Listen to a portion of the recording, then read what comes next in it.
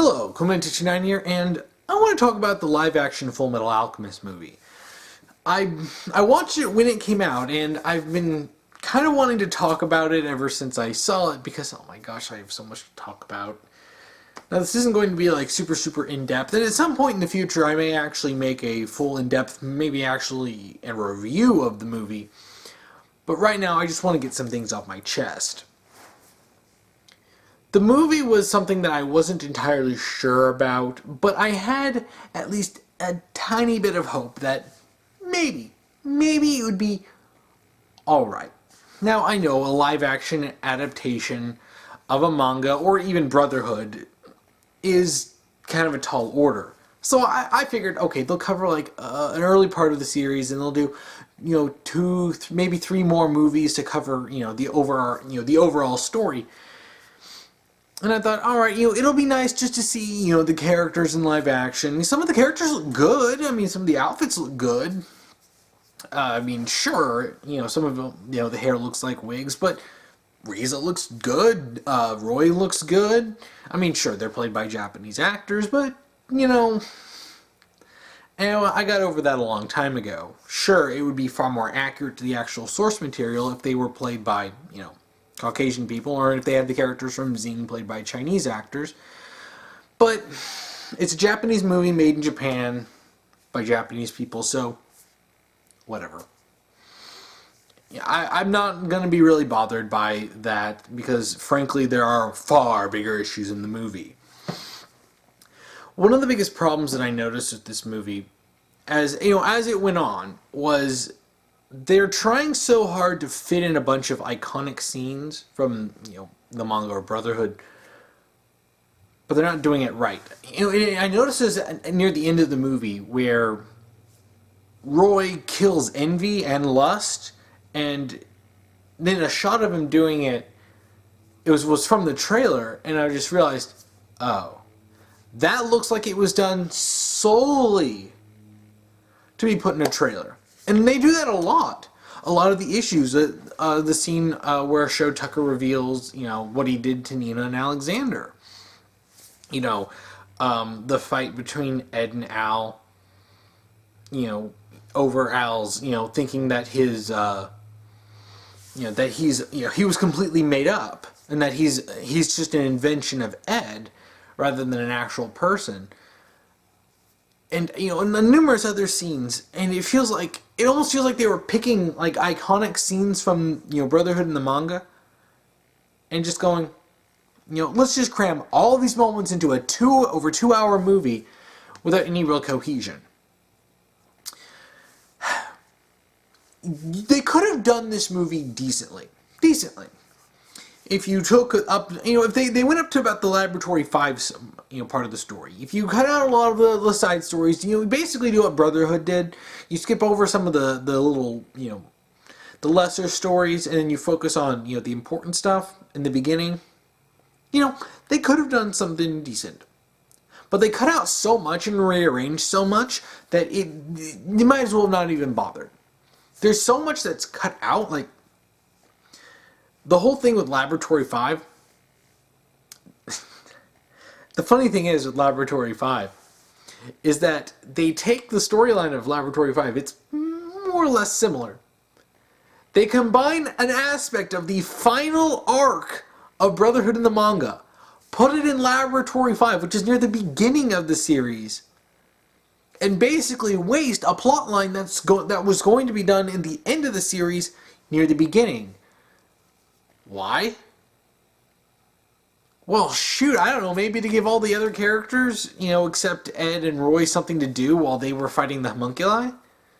I guess, I don't know, it doesn't make any sense. And when I was first watching that, they brought in the living dolls, the Philosopher's Stone zombies that were from the end of the series, and I saw that and I was just like, no. And on top of that, Sho Tucker lives because Scar's not in the movie. Yeah.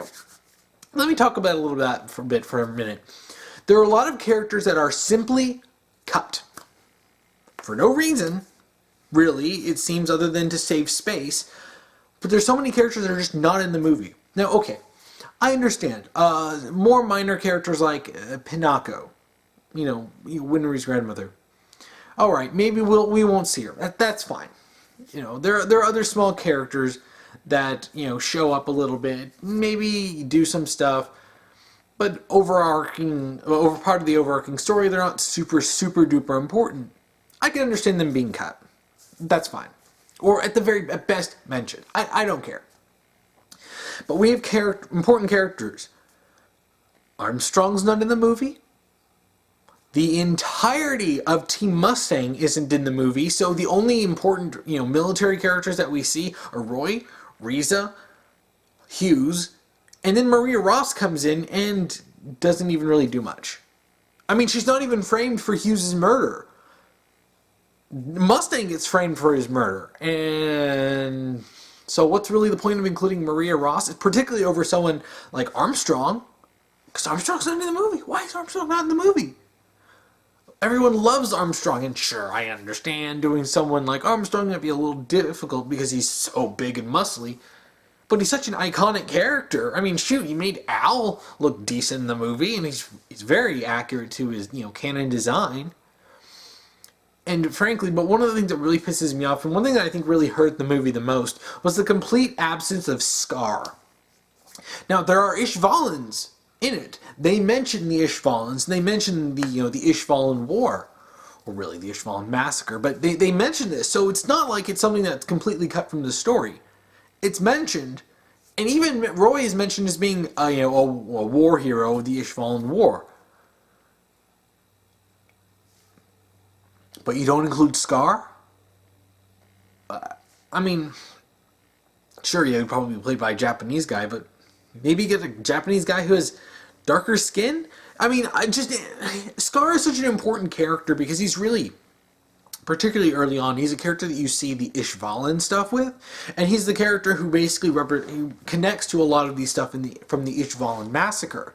You know, and he's going after state alchemists. You can include him in the story. He doesn't even have to be like super huge. You know, have him play this role that he does in the you know, in canon, and have him kill Sho Tucker, because Sho Tucker lives. Why does Sho Tucker live? Why? You know, I know that he lived longer in the 03 anime, but a problem here is that they're taking overall the canon story. That's the basic framework. But then they sprinkle elements from Fullmetal Alchemist 2003 in. Fullmetal Alchemist 2003 is a fundamentally different story, regardless of which one people like more. The issue here is you cannot mix the, you know, canon and Fullmetal Alchemist 2003. They don't mix together. Square peg, round hole. It really screws with a lot of the story when you're trying to mix this stuff in, and on top of that, trying to make something completely new. Instead of having someone like King Bradley in the movie, because King Bradley's absent too, you have General Hakuro. I think his name was Hakuro.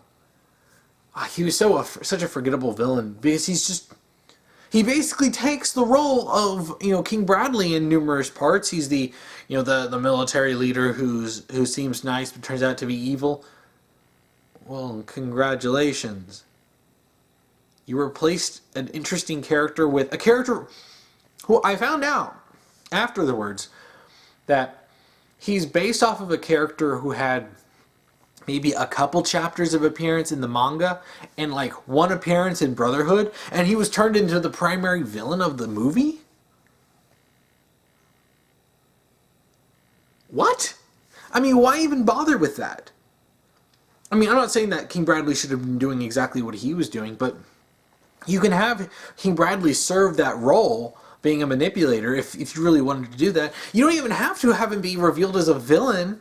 I mean, if you like, they set this up almost to basically cover all the story in one movie, but then they try to tease a sequel. If you wanted a sequel, leave King Bradley open. Seriously, just leave that open. Hint at characters like Father. Like, they mentioned the sacrifices, which, if you know anything about the canon, the sacrifices is something that's really important for late in the series. But well, they're mucking up with the story so much, it's like, why even bother? If they really wanted to have another antagonist, what they should have done is just features Scar more. Scar does have fights with Ed. So, hey, if we're already rearranging the story a bit, rearrange it here and there so that you have, Scar appear. And if you want to have a big fight at the end, have Ed fight Scar. Boom, you have your big climax. And sure, you can end it in Laboratory 5 and, have Mustang kill, Lust. And then you'd have Ed fighting Scar. Maybe have Ed and Al fight Scar. There's so much you can do. Like, I don't expect this to be a one-to-one adaptation. I don't want it to be a one-to-one adaptation because you can't do that. The actual, like, narrative structure of a manga and a show is fundamentally different from a movie. So, I don't expect them to make everything accurate, but make it decent. Basically, I would have loved to have seen this as its own thing. As an adaptation that mixed a few things up and made things interesting, but was still fundamentally Fullmetal Alchemist. And it does a lot of things that are like, look, we're Fullmetal Alchemist, but it doesn't understand really the soul behind them. Like I mentioned, Roy kills Envy. Now, Roy killing Envy was a huge moment in the canon. Huge.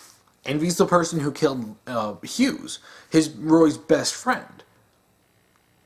So after all the time of the story, over the entire story, at the very end, Roy confronts Envy and just loses it. And it's important for his character because Riza almost kills him because he goes crazy. Yeah, it's super important. Gone. In fact, Riza's not even involved in this. They cover Roy killing Envy and killing Lust while pulling direct lines from the story. I remember I almost passed out.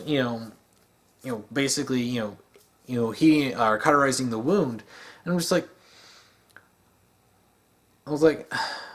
But it's funny because that moment was when I realized that Havoc wasn't there. Because what actually happened is that Roy's gloves got wet, which they never bring this up. And I'll talk about this in a little bit of things that they just plain didn't bring up.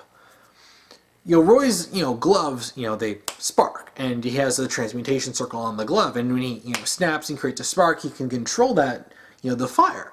It's an interesting idea for and a very practical way to do the flame alchemy. But if his gloves are wet, he can't snap. So they're useless. So he loses use of his gloves, and he ends up etching the flame alchemy transmutation circle into his hand and using Havoc's lighter to burn fight Lust. Gone. It's gone. Like, so that really interesting scene, they incorporated a super iconic scene of Roy versus Lust and completely bug it up. Now, there's so much in this movie that's completely left out. It feels like they expected you to have already been really familiar with the canon. It's in order to understand a lot of the things in the movie, you have to have read the manga. Or you have to have watched Brotherhood. You have to be familiar with the canon, or else there's a lot of stuff that's just plain not explained. I mean, there's a lot of stuff that deals with, with the gate that's never mentioned. In the beginning of the movie, they make it a big deal that Ed can, can do alchemy without using a transmutation circle. All he does is clap, psh. And Al makes a big deal about this early on in the movie, that Ed doesn't need to use a transmutation circle to do alchemy. So later in the movie, Al ends up being able to do this. Now, he just does it. He just starts doing alchemy without a circle, and it's never brought up. The thing is, if you've read the manga or watched Brotherhood, you'd understand why he's able to do it. The same thing happened in the series in canon. But there was an explanation there. The movie doesn't give this to you at all. I mean, it doesn't even comment on it. No one comments on this. Like, I mean, if there was at least Ed going, wow, Al, you don't need a transmutation circle. And he's just like, I remembered the gate, or something simple. We could have brushed over this, and if you really, really wanted the actual explanation, you can look at it in canon. But it's like they assume that you were just going to know this. They just assume that you'd be like, alright, yeah, I mean, I know. I know why Al doesn't need a transmutation circle anymore. But the movie never gives this explanation. Literally, anything involving Roy and Riza and their relationship, not in the movie. And shoot, even Black Hayate, who was in promotional posters, isn't in the movie. Which I was really disappointed. I was really hoping to get some live action, Riza and Black Hayate, but we were robbed of that too.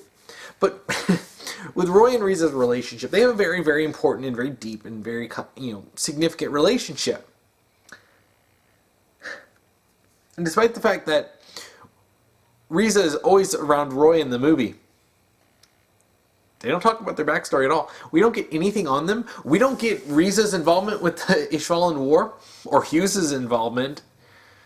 I mean, I don't remember there being a single reference of anyone aside from Roy being involved in the, in the Ishvalan War.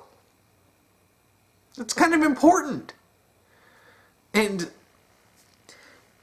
it feels like they just expected you to know everything about Roy and Riza. Yes, I loved a lot of the Roy and Riza moments. To be perfectly honest, the best parts of the movie were Ed and Winry's interactions and then the moments between Roy and Riza. Those were great, shipping moments. I love those. And frankly, those were the best part of the movie. But especially for Roy and Riza, you already have to know who the characters are for this to mean anything. It's like, I understand making a movie for the fans, but it still has to work on its own. They don't explain anything about their relationship. They don't explain anything about Roy learning flame alchemy from her father. They don't talk about the tattoo of the flame alchemy on her back, or Roy burning it. They don't talk about this at all. And Riza has freaking nothing to do. And I'll talk about that in a little bit too. There's so much of this movie that's just not explained. It's stuff that's in the manga, it's in Brotherhood. But unless you're already familiar with it, this movie would just be so confusing. And it's confusing in a lot of ways anyway, but that especially. And it's weird because this is stuff that is in the story. This is already stuff that's there. There are explanations.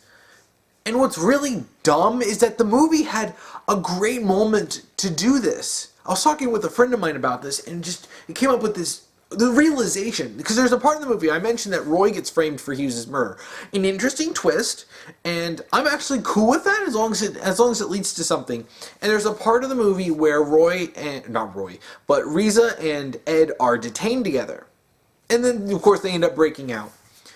But it's sort of a lull in the story.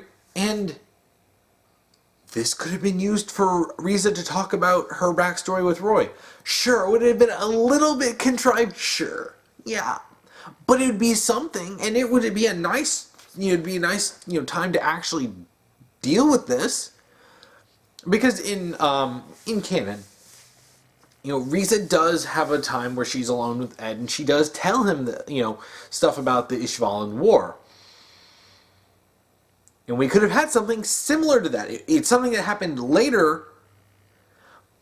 But, if we're already moving up some other things, then, does it really matter? Especially if this is a way that she can she can just say something about, she can talk about her and Roy so that the audience gets some of this information. And it could be easy. Like, you just kind of stretch this out and actually stretch out the investigation into Roy. Like, you can actually do something with that, and while Ed and Riza are detained, have Riza tell Ed about stuff, and and especially if she can tell him why she doesn't believe that he actually did any of this, and especially and Ed can ask, why do you have so much faith in him? Like, it'd be something that Ed could be confused about, and then Riza explains to him, no, I've known Roy for a very long time. Then you can get a flashback about their relationship. It could be an abridged version. We don't need to go into all the little tiny details. Let's talk about how he learned flame alchemy from her father, and then that's how they met, and then they spent a lot of time together, and and then maybe bring up the tattoo on her back, and that Roy burned it, and the whole thing about her following him into hell, and then her joining the Ishvalan army, and participating in the Ishvalan massacre, so that you understand that Riza's more than just someone who stands there and holds onto guns once or twice in the movie. And it's so frustrating because Riza is such an interesting and likable character, but this movie doesn't do anything with it. I mean, the actress they cast looks great. She looks great in costume with the hair. But they don't do anything. And that's honestly something that you can say for a lot of these characters. A lot of them don't get to do anything. And I noticed this about Winry. Winry is a terrible offender. While they incorporate Winry a lot more early on in the story, I mean, she's even there for the whole thing with Sho Tucker and Nina. Which, that's cool. I'm actually cool with this. Again, I am totally fine with Winry being involved more, because I know that if they wasn't, then she would have a very, very, very tiny role in the movie. But they don't do anything really with her. She just tags along with Ed sometimes. And yes, some of her moments with Ed are some of the most redeeming parts, and there are adorable, Ed and Winry moments. I love them. But her character doesn't contribute anything to the story. And when we could have gotten more important characters like Teen Mustang, I feel like maybe including Winry, you do something with her. They and I realized this after the fact. There's a lot of show don't tell with Winry. No, I scratched that. They break show don't tell with Winry. They tell a lot with Winry. Like, she says that she grew up with Ed and Al. She, says that she's his mechanic. But we don't see her working on his automail. And this is something I realized, 2 days after I watched the movie, it just hit me. I'm like, wait a minute. We never actually saw her working on his automail. And we only need to see her do that, once. When she shows up, just have her end up working on his automail. Or have her show up, geeking out over automail. See more. There's more to Winry's character than just being there for Ed and Al. She does have her own character. I mean, shoot, in canon, she ends up having her own business, right? And is a beloved automail, builder and mechanic. And a lot of that's just not in the movie. And if they're going so far as they don't even give her the right hair color, which, again, these are small details overall. I do kind of wonder why they would give Ed and Riza blonde hair, but not Winry. It's not a big deal. I don't mind. Like I said before, this visual stuff, small problems compared to the massive issues of the movie. But the problem really is Winry doesn't contribute much. And it's really sad because I love Winry's character. But she's not doing anything in this movie of note, so why include her? I mean, it probably would have been better if they didn't try to force her into the movie so much, if she was just there and Ed made a call to her. Or something like that. Something small. It probably would have been better, for the flow of the story, but then again, we wouldn't have gotten the Ed and Winry moments, and those were some of the best parts of the movie, which is kind of sad when some shipping moments are the best part of a Fullmetal Alchemist movie. There's also a lot of weird, inconsistent moments, and a lot of this stuff really crops up near the end of the movie. And it feels like a rushed hack job, of editing, because there are so many things that just don't make sense. And it's not even plot related, it's just basic continuity. Near the end of the movie, Sho Tucker has Winry and Al unconscious. He has Al stuck, and then Winry's unconscious on a couch, and he's threatening to kill her because, they had to turn Sho Tucker into a full-blown, villain, because that makes sense. And then later, when Al gets up, he opens, his armor, and Winry's in it. And they make it sound like she'd been in there, except we saw Winry unconscious on the couch. right there. So when did she get into him? Was she hiding? It's not explained, and they just roll with it. What? I mean, I'm legitimately confused here. What it feels like to me is that they had two different versions of these scenes that they filmed, and for some reason they got spliced together.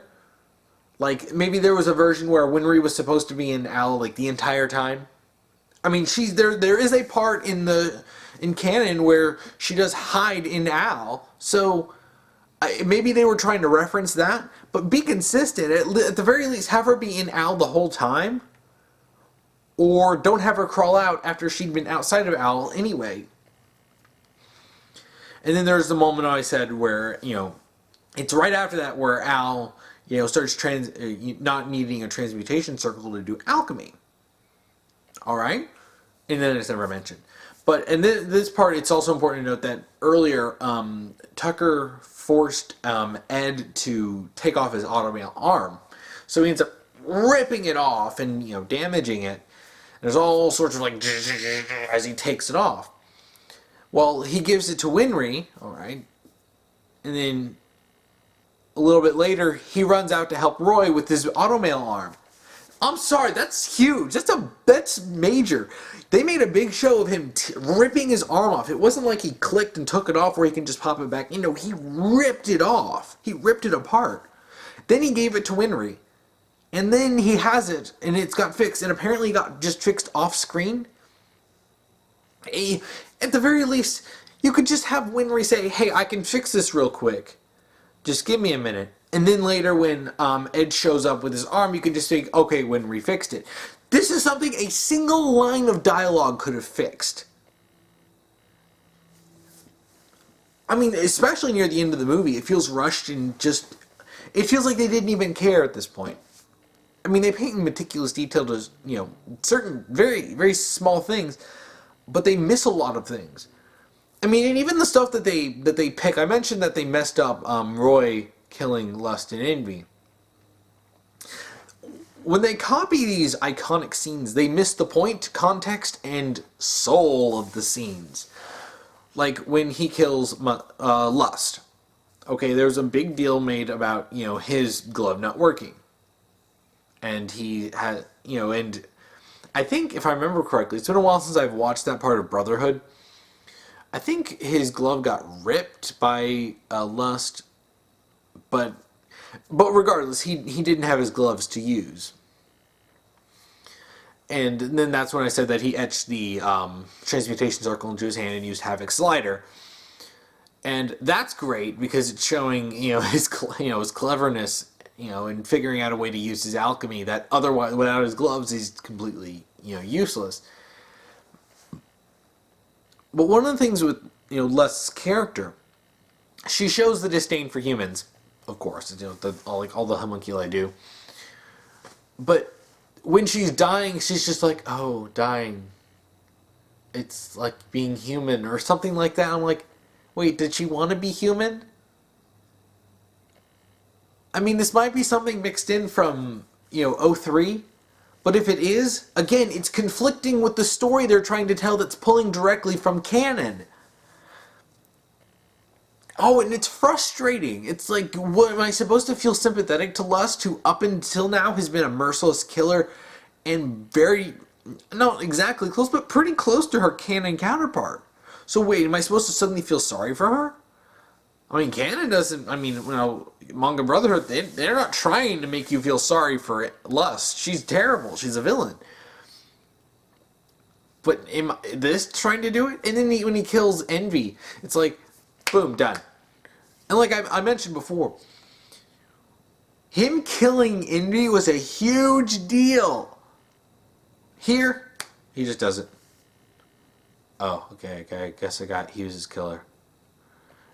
And Riza's not here to have an emotional scene over him going too far in revenge. Okay. Yeah, that's great.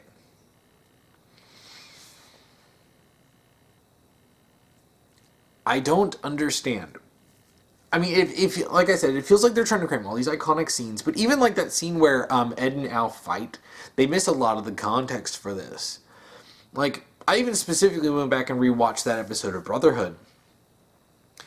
And, you know, when Ed and Al have their conflict, it's funny because the movie makes it more intense. And the way the movie did it was fine, but the most accurate part of that was that Winry pulled a wrench out of nowhere and hit Al with it, which feels like it's something that would definitely be something that fans of the series would be more familiar with. Like Winry pulling a wrench out of nowhere and hitting the brothers with it when they do something stupid. That's a sort of a running gag. But this is the only time it happens in the movie. It's not like this happens numerous times. So I feel like maybe this is just me it's just me speculating, but I feel like a lot of people who wouldn't already be familiar with that running gag wouldn't resonate with them as much. But then again, this is one of the problems where they assume that you've already known things from the canon, but then they disregard so much of canon and mix it up with reckless abandon. So who are you aiming for? Who is this movie for? What is this movie trying to accomplish? Is this movie trying to be accurate to Brotherhood? Kinda no. Is it trying to be accurate to the manga? Well, it includes certain scenes directly from the manga that I know. Is it trying to bring in stuff from Fullmetal Alchemist 2003? Yeah, but not enough to really do much, and it doesn't gel well with the overall story. Is this movie made for fans? Well, sometimes it feels that way, but there's so much of this that's inaccurate to the canon that would piss fans off. But is this made for new people? Well, no, because there's so much of this that you wouldn't understand at all if you weren't already familiar with Fullmetal Alchemist, specifically the canon, where they make references to this stuff, and they make references to the sacrifices, and they show, Al, not needing a transmutation circle to do alchemy, and there's no explanations for all this stuff. And they take iconic scenes, but they botch them. Like, why rush him killing Envy? Why rush Envy's true form this early on in the series? I mean, I assume they want to do more, because they used Envy's final form, his true form, as a sequel hook. Well, if you wanted a sequel hook, show Hohenheim. That would have been a boss stinger. At the end, you see a man traveling with the blonde hair, the beard, and he turns, or maybe he's helping someone or doing something, or maybe he's talking, which would hint at something that's later on in the story that you would understand. And you see it's Hohenheim. I mean, fans would lose it. Or and if they had shown a picture of Hohenheim in the movie, then that would actually really work, so that you know that this is Ed and Al's father. But it's so annoying to me. I mean, this isn't like the Ace Attorney live action movie, which I watched with Angelrin. That was a trip. It cut out some stuff, and I described it as a bunch of cosplayers making a movie. I mean, and there were a lot of things that were super inaccurate to canon, like the law offices that Mia and Phoenix use. In canon, it's just a small little, room. It's just a small little, apartment complex, or it's not very big. It's small. But in the movie, it's this huge, library with elaborate stuff, and I'm just like, what? And then they have this, super, Michael Bay hologram Transformers thing in the courtroom, and it's ridiculous. But overall, it kept the spirit of Ace Attorney, and I can still enjoy it as a fan. For this Fullmetal Alchemist movie, I was kind of hoping would be like that. It would diverge, and it wouldn't include everything, but I was hoping to be able to enjoy it as a fan. Just it's a fun little thing that we can watch every once in a while. But But there's so much of this that's wrong, so much of this that feels like they don't really care about adapting it. And Fullmetal Alchemist is such a beloved series. It's a well-loved manga. Brotherhood is well adored, and even Fullmetal Alchemist 2003 has a lot of people who watched it. For a lot of people, that was their first anime, or what got them into Fullmetal Alchemist in the first place. Fullmetal Alchemist is dear to a lot of people's hearts. So why wouldn't you care? I mean, you care, you make a good movie adapting Fullmetal Alchemist, and you'll rake in money. A lot of people love it. And, I know that there was some moderate amount of hype about this movie, even years after Brotherhood, which Brotherhood was the latest in the series that was been made. I mean, it's been years since then, and there was still hype about the movie. But if you're going to do this, do it right. And there's so much that's wrong with this movie, but I won't go on over that. That's basically all I can think about right now. I definitely do want to get around to making a more significant video and talking about in detail a lot of the problems with the movie. But this covers some of the major issues that I had with it, and something I wanted to get out, because gosh, I'm just sitting here just thinking about this over and over, like, oh my gosh, this movie pissed me off, and I'm disappointed, and I didn't want to be disappointed. I was actually looking forward to this movie. I had more hope for this than other people did, and then it tended to disappoint me. Especially with the second half that just seemed to have no clue what it was doing. So, thank you for watching and listening to my rant over the live-action Fullmetal Alchemist movie.